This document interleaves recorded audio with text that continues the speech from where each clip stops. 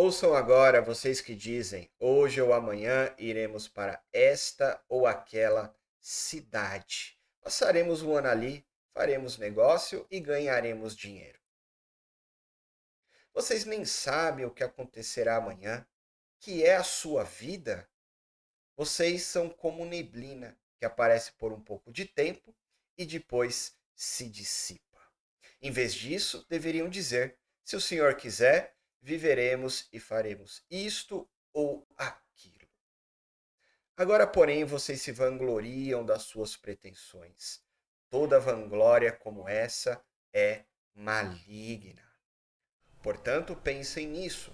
Quem sabe que deve fazer o bem e não o faz, comete pecado. Graça e paz, irmãos, sejam bem-vindos mais uma vez ao canal e eu convido você a mais uma vez ter a mente de Cristo. Esse texto que eu acabei de compartilhar com os irmãos se encontra em Tiago, né? É um texto, irmãos, muito claro em relação à ideia que ele quer passar. Então, eu digo a você, leia novamente com calma, para que você tenha um entendimento. Então, irmãos, no vídeo de hoje eu quero compartilhar com vocês uma palavra que já está aí na tela para os irmãos acompanharem e é uma palavra que vai falar muito ao seu coração. Eu tenho certeza disso, irmão. Porém, para que essa palavra fale ao seu coração, você precisa fazer o quê? Você precisa, irmãos, abrir a sua mente, ter realmente, como eu disse, a mente de Cristo. Por quê? Porque esse texto que eu quero compartilhar com você vai contra, irmãos. Até digo que é tudo aquilo que talvez você ouviu, aprendeu e até coloca em prática na sua vida. Mas eu quero deixar claro que essas palavras não são minhas palavras, mas são palavras do próprio Mestre, do próprio Senhor Jesus. Então, irmãos, eu estarei compartilhando aqui os slides com você, você vai estar acompanhando na Bíblia aí. E o primeiro texto que eu quero ler com você, irmãos, está em Lucas capítulo 12, verso 13. Diz assim, ó: nesse ponto, um homem que estava no meio da multidão lhe falou: Mestre, ordena a meu irmão que reparta comigo a herança. Mas Jesus lhe respondeu: Homem, quem me constituiu juiz ou partidor entre vós? Então lhe recomendou: tende cuidado e guardai-vos de toda e qualquer avareza, porque a vida de um homem não consiste na abundância dos bens que ele possui. E lhe proferiu ainda uma parábola, dizendo: o campo de um homem rico produziu com abundância, e arrazoava consigo mesmo, dizendo: que farei, pois não tenho onde recolher os meus frutos? E disse: farei isto: destruirei os meus celeiros, reconstruí-los maiores, e ali recolherei todo o produto e todos os meus bens. Então direi à minha alma: tens em depósito muitos bens para muitos anos. Descansa, come, bebe e relaga-te, regala-te. Mas Deus lhe disse: louco, esta noite te pedirão a tua alma, e o que tens preparado, para quem será? Assim é o que entesoura para si mesmo e não é rico para com Deus. Veja, irmãos, que este texto é muito claro e eu quero chamar a atenção dos irmãos para o próprio versículo 13 que a gente leu. Por quê? Porque Jesus ele estava ali em um contexto, muitas pessoas estavam ao redor dele, né? E ali ele estava não apenas ensinando aos seus discípulos, mas também ensinando a multidão. Então, no versículo 14, ali você vai ver que após a entrada deste homem que estava no meio da multidão, ele disse a Jesus: ordena, meu irmão, que reparta comigo a herança.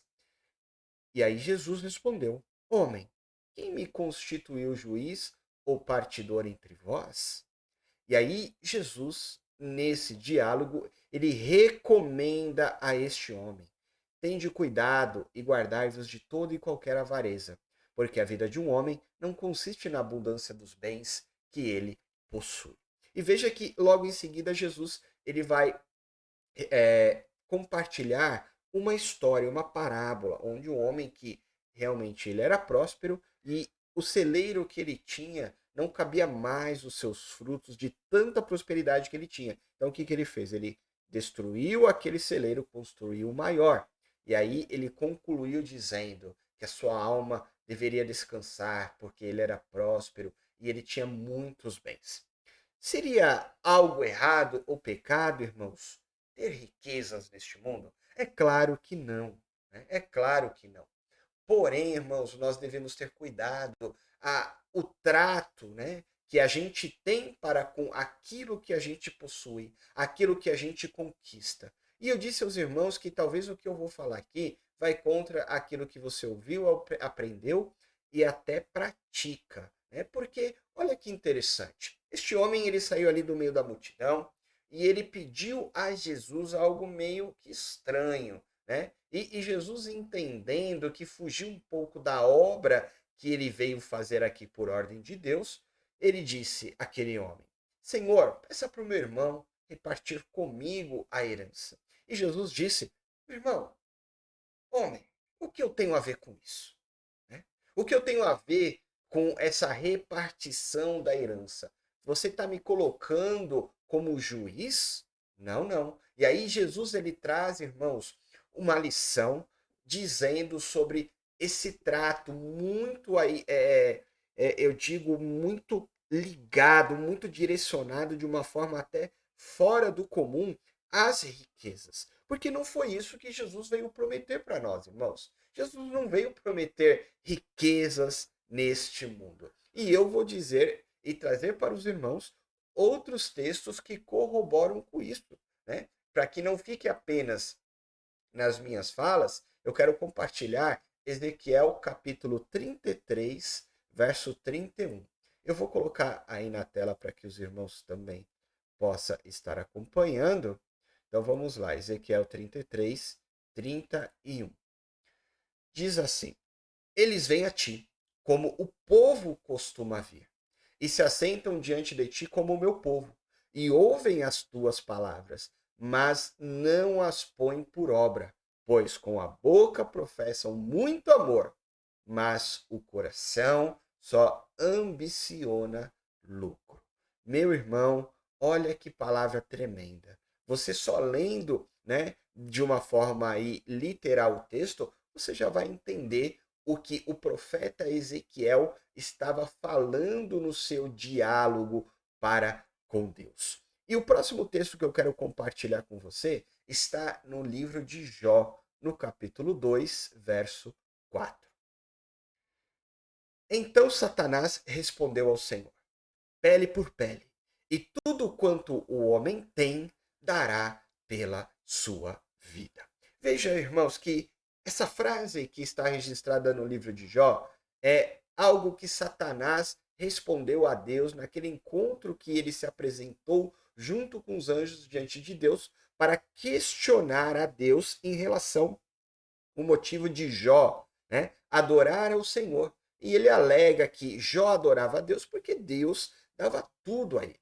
E aí ele fala para Deus, pele por pele, e tudo quanto o homem tem, dará pela sua vida. Pensa um pouquinho, irmão. Será que eu, você, em algum momento da vida, ou talvez você já passou por alguma situação que você fez esse tipo de negociação e você até disse: olha, tudo que eu tenho eu entrego, desde que a minha vida seja poupada. Veja que diante, irmãos, talvez de uma situação bem difícil que nós nos deparamos aí com problemas de assalto, roubo, a gente usa a frase, a gente já viu até em filmes, né? Pode levar tudo que eu tenho, apenas poupe a minha vida. Então, eu lendo esse texto de Jó, irmãos, eu chego a essa conclusão. E o próximo texto que eu quero compartilhar com os irmãos está no livro de Salmos, capítulo 62, e o verso é o 10. Não confieis naquilo que extorquis, nem vos vanglorieis na rapina. Se as vossas riquezas prosperam, não ponhais nelas o coração.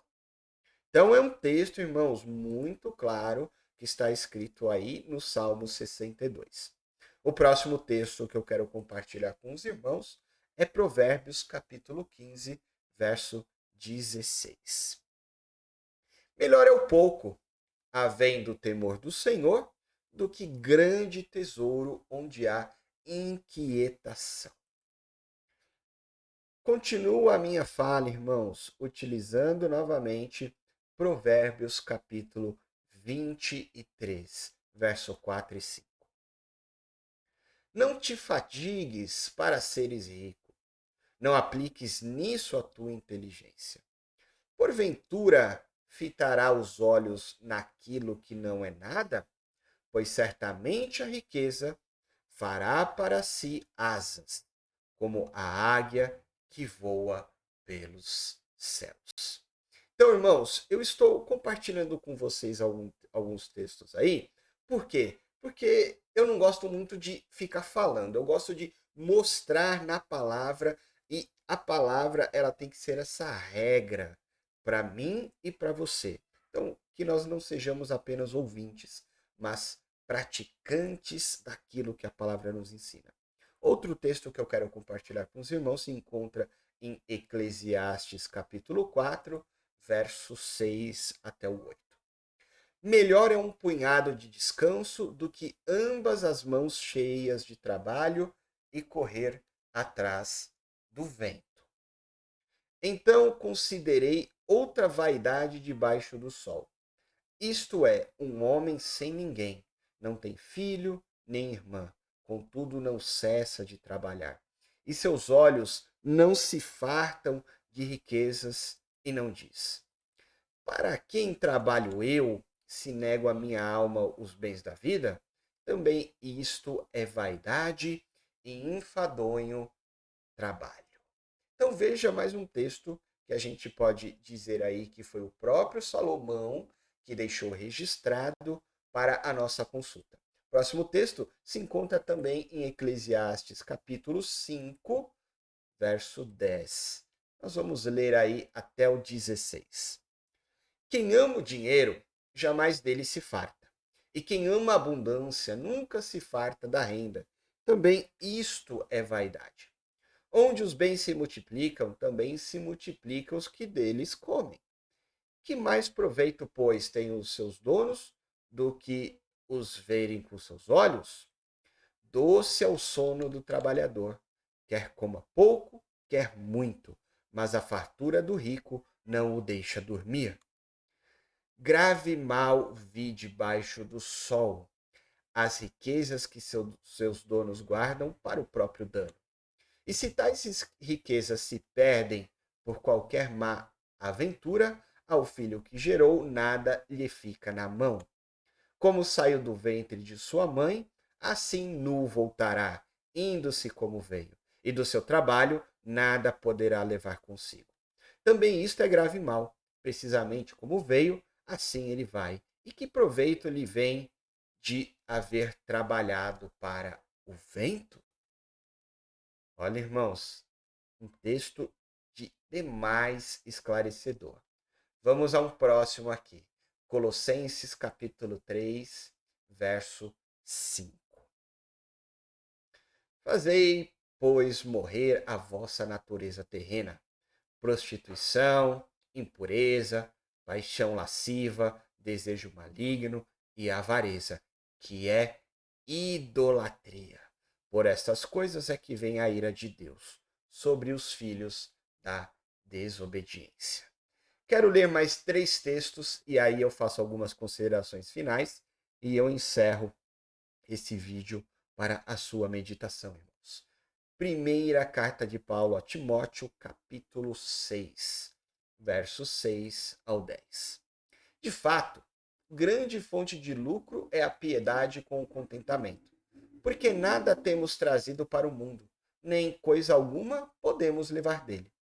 Tendo sustento e com que nos vestir, estejamos contentes.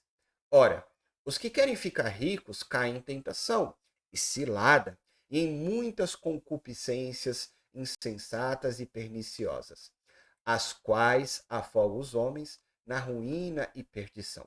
Porque o amor do dinheiro é raiz de todos os males. E alguns, nessa cobiça, se desviaram da fé e a si mesmos se atormentaram com muitas dores.